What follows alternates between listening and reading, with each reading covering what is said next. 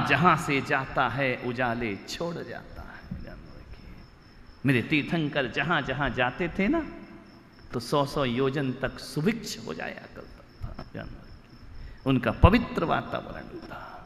यदि तुम धार्मिक हो तो वातावरण धार्मिक क्यों नहीं बनता तुमसे? इतने लोग यहां पर आ रहे हैं, सुबह से भाग रहे हैं, क्या मिलता है इनको? इतने ही तो चाहते हैं ना कि महाराज हमें थोड़ा देख लें, थोड़ा सा हमसे बात कर लें, थोड़ा सा आशीर्वाद दे दें, हमारी तरफ उनकी नजर हो जाए। क्या मिलता है इनसे? मैं बात कर लूं, जिनसे रोज बात करता हूं उनको तो कोई फर्क पड़ता नहीं है, लेकिन जिससे कभी बात नहीं की और थोड़ी सी बात कर लो तो उसे इतनी शांति और सुकून मिलता है, उसे लगता है कि जैसे मैंने जीवन का सब कुछ आज प्राप्त कर लिया हो। ध्यान रखना है, सोच क्या है और क्या है मेरे पास, है क्या मेरे भाई? ना तो मैं सन्मति सागर जैसा तपस्वी हूं, उन जैसी तपस्या। सन्मति सागर बनने में मुझे 10 जन्म लेना पड़ेंगे। ध्यान रखना, ना विद्या सागर जैसी समता है, उन जैसा बनने में 100 जन्म लेना पड़ेंगे मुझे। ध्यान रखिए, ना पुष्पदंत सागर जैसे महाराज जैसी सरलता है, उन जैसी सरलता पाने के लिए जन्म जन्म साधना करना पड़ेगी। लेकिन इतना जरूर है कि मेरे पास उन जैसी योग्यता तो नहीं है, लेकिन मेरे पास इतना जरूर है, उन सब का आशीर्वाद मेरे सिर पर मौजूद है। ध्यान रखना, उनके आशीर्वाद से मेरा जीवन धन्य हुआ करता है। मैंने कभी अपने जीवन में मेहनत से कुछ नहीं पाया, मैंने बहुत ज्यादा मेहनत नहीं की है। मैंने शास्त्र भी पढ़े, इतना नहीं पढ़ा कि 24 घंटे तुम मुझे पढ़ते ही पाओ। ध्यान रखना, इतना माथा फोड़ी मैं नहीं करता हूँ, लेकिन बस सार सार को ग्रहण करता हूँ। मान्यवर, मुझे जो कुछ भी मिला है, मैं चाहे दीक्षा ली हो, मैंने चाहे सन्यास लिया हो, मैं चाहे इस पथ पे बढ़ा हो, कुछ नहीं, केवल अपने जिनराज का आशीर्वाद और गुरुओं के आशीर्वाद से हमने जीवन की ऊंचाइयों को, जितना भी ऊंचा, इतना भी ऊंचा मैं नहीं हूं कि अपने आप को सर्वे सर्वा समझने लगूं। मैं ऐसा नहीं हूं, मैं इतना कमजोर नहीं हूं कि चंद सांसों में फूल जाऊं। ध्यान रखना है, नहीं, जो भी मिला है गुरु कृपा, गुरु आशीर्वाद। जिन शरणम में पंच कल्याणक हुआ, कैसे हो गया मुझे पता ही नहीं। हजारों लोग आ गए, जहां रहने का ठिकाना नहीं, जहां कोई मकान नहीं, जंगल है, आदिवासियों का इलाका है, कोई किसी को वहां जानता नहीं, जैन परिवार नहीं, हजारों लोगों की व्यवस्था हो गई। गुरुदेव वहां पर पधार गए, जैसे ही वह पधारे मैंने सोच लिया कि बस अब मेरे जीवन में सफलता में कोई आड़े आने वाला नहीं। कैसे हो गया पता ही नहीं चला, देखते देखते विराट रूप उसने ले लिया।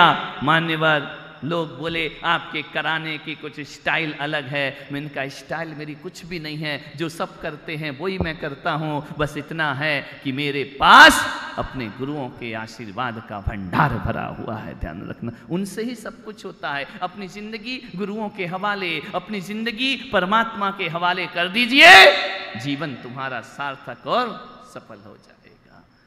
शौच धर्म है, निर्मल बुद्धि। ध्यान रखना, मन को परखने का प्रयास करो। मन कहां फंसा है, मन कहां उलझ रहा है, मन कहां जाता है,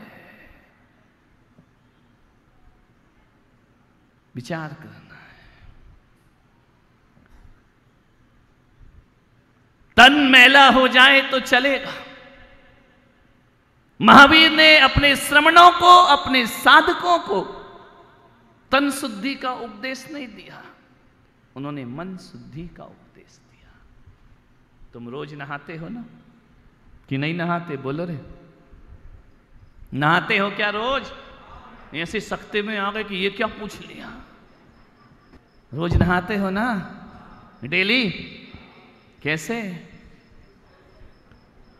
साबुन, तेल, वो शैम्पू और क्या क्या है, फेस वॉश,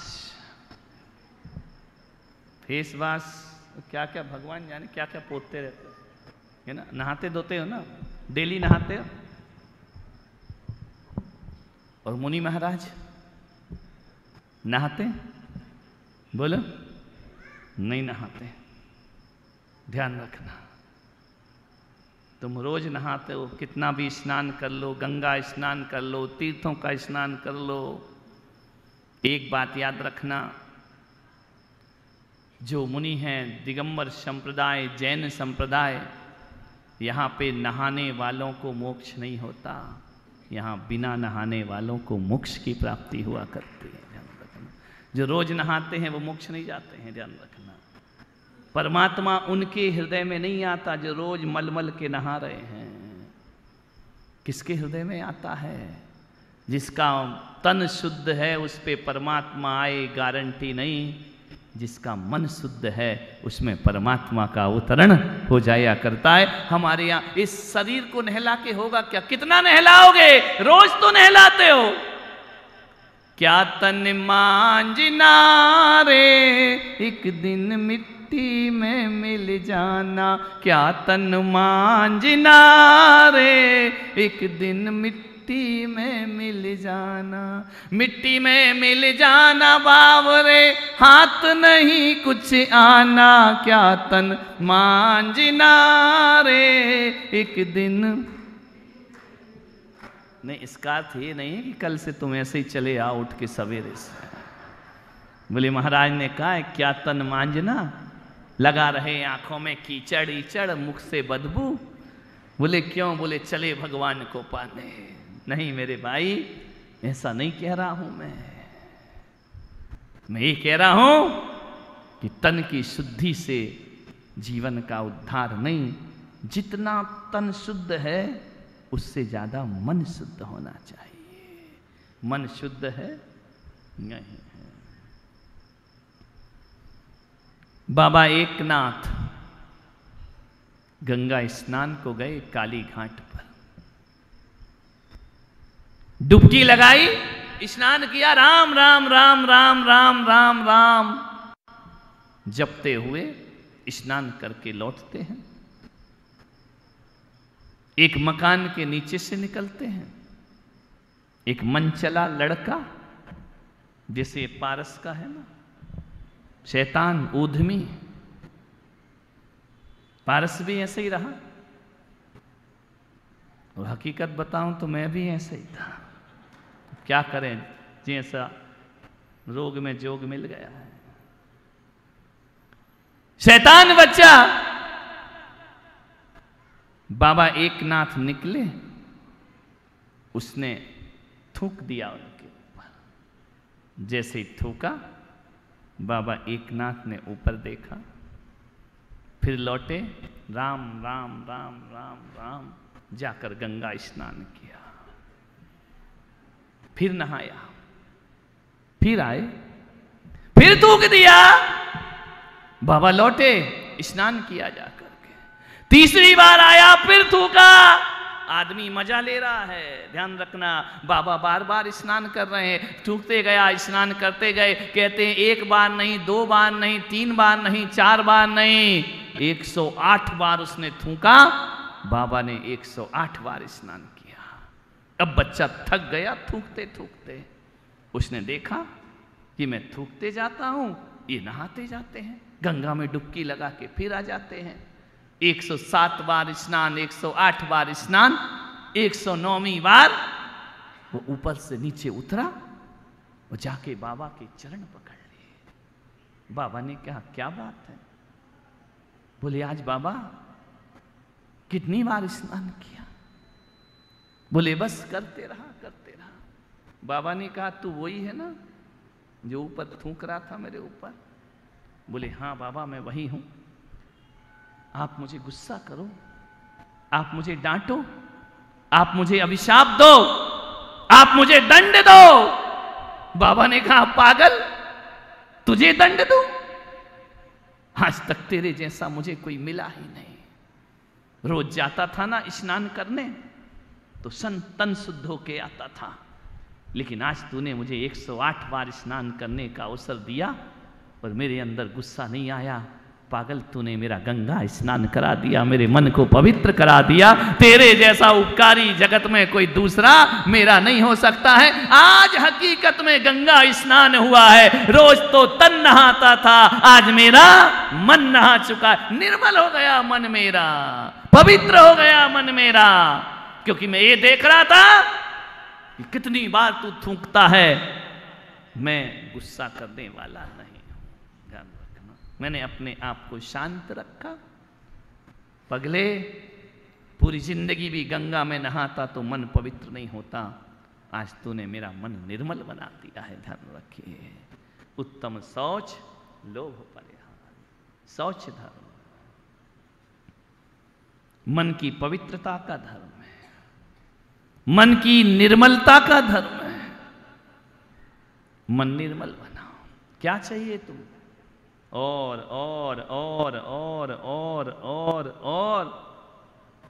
हमारे पास आओ तो हम कहेंगे बस बस बस बस बस। कौन से शब्द में शांति है? बस में या और में? किस में शांति है? बोलो। तो बस करना भी तो सीखो। जब बोली लगाते हो तब देखना, 1000 रुपये, 500 रुपये, 400 रुपये, क्या है ये पागलपन? ऐसा गिन गिन के यदि वो देगा ना तो खाना मुश्किल हो जाएगा। तुम्हारा ध्यान रखना है, विचार करना है। उससे कितना मांगते हो मंदिर में जाके? नहीं, बस भगवान 100 रुपये हैं, 1 रुपया बोलते हो। 100 के कितने हो जाएं? पुष्पदंत। फिर आंख में तो ये रहते कि 1000 हो जाए तो ज्यादा अच्छा है। नहीं तो चलो 1000 नहीं तो 500 तो भागते भूत की लंगोट बलि। ध्यान रख, कुछ तो मिल जाए। मांगने में तुम कसर नहीं करते हो तो देने में कसर क्यों करते हो? ध्यान रखना, सोचना। देते बड़ी कंजूसी से हो, लेते दामन फैला कर हो। उत्तम शौच लोभ परिहार। विचार करना है। एक आदमी था, नारियल के पेड़ पे चढ़ गया। चढ़ना तो आसान है, उतरना बड़ा कठिन है। उसने देखा कि बाजू में शिव जी का मंदिर है। उसने कहा, शिव जी अब तो मैं उतर नहीं सकता हूं।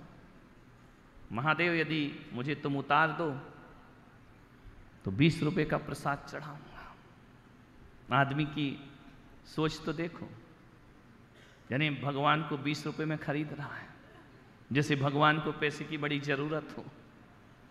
बोले 20 रुपए का प्रसाद चढ़ाऊंगा, तेरे प्रसाद का भगवान भूखा हो। तुम भी तो करते हो ना, छत्र चढ़ाएंगे, चमर चढ़ाएंगे, पांडुक शिला देंगे, मेरा ये काम हो जाए। ऐसा लगता जैसे भगवान बेचारा रो रहा हो इतने दिन से कि पांडुक शिला नहीं, मैं किस में नहाऊं, मैं किस में नहाऊं, छत्र नहीं है, मैं क्या करूं, बड़ा दुखी है। तुमने आके बड़ा उपकार कर दिया उन पर, मंदिर बना दूंगा, तुमने जैसे बड़ा एहसान कर दिया। नहीं तो भगवान तो चौराहे पर भटक रहा था, मंदिर ही नहीं था उसके पास। लेकिन आदमी का जो मन है ना, बड़ा बदमाश है।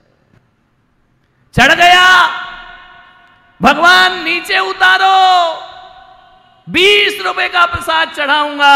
संयोग से थोड़ा सा नीचे, अरे भगवान क्या बात, सुन ली तुमने मेरी? गजब भगवान, तुम्हारे जैसा भगवान दुनिया में नहीं मिलेगा। भगवान थोड़ा और उतारो, 15 रुपए का तो पक्का चढ़ाऊंगा। 20 का कितना हो गया? क्योंकि इतना तो पास हो गया ना, बाकी तो ठीक है। 15 रुपए का प्रसाद जरूर चढ़ाऊंगा। थोड़ा और उतरा, बोले बस भगवान 10 रुपए। अरे 15, 20 से 15, 15 से 10, बीच में आ गया। बस भगवान थोड़ा और, 5 रुपए, 5 रुपए पक्का चढ़ाऊंगा। उतर गया, नीचे आ गया, कूद गया। बोले भगवान उतर गया मैं तो, मजा आ गया, तेरी बड़ी कृपा है। और आज से नियम लेता हूं कि न चढ़ूंगा न चढ़ाऊंगा। ध्यान रखना, आदमी कितना लोभी है, ध्यान रखना। मान्यवर भगवान से खेल खेलता है, भगवान से चालाकियां करता है। तेरे प्रसाद से कुछ होने वाला नहीं है। मन को पवित्र बनाने का प्रयास कर। कौन था मैं? किसी के लिए खाली सूखा भूखंड, तो किसी के लिए मुंबई से अहमदाबाद के बीच आने वाला सिर्फ एक जमीन का टुकड़ा। किसी व्यापारी के हाथ लगता तो हजारों की तरह एक और रिसोर्ट बन जाता। किसी बिल्डर के हाथ लगता तो लाखों और की तरह मैं भी एक टाउनशिप बन जाता। लेकिन मेरे भाग्य में करोड़ों में एक होना लिखा था। मेरे भाग्य में आचार्य श्री पुलक सागर जी का आशीर्वाद लिखा था। नरेन्द्रं फणीन्द्रं सुरेन्द्रं अधीशं शतेन्द्रं सुपूज्यं भजे नायशीशं मुनीन्द्रं गणेन्द्रं नमो जोडिहातं नमो देवदेवं सदा पार्श्वनाथ।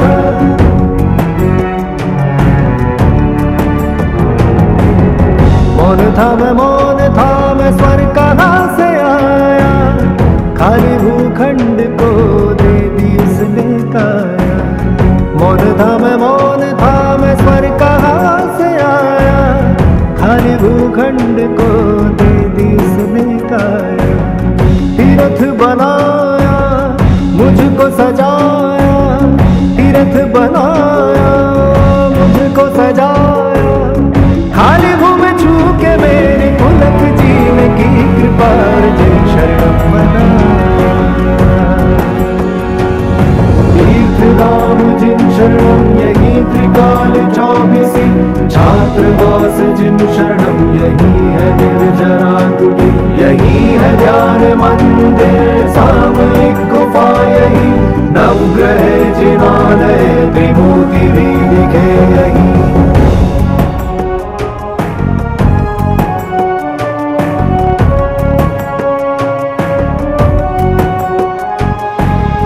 पुलक सागर को ये स्वप्न आया, खाली भूखंड ने उनको बुलाया। पुलक सागर को ये स्वप्न आया, खाली भूखंड ने उनको बुलाया। खोई हुई भूमि ने खुद को पाया, बंजर धरती पे पुष्प खिलाया। पारसनाथ के पाके दर्शन, पारसनाथ के पाके दर्शन। खाली भूमि छू के मेरी पुलक जी ने की कृपा अर्जुन शरणम बना।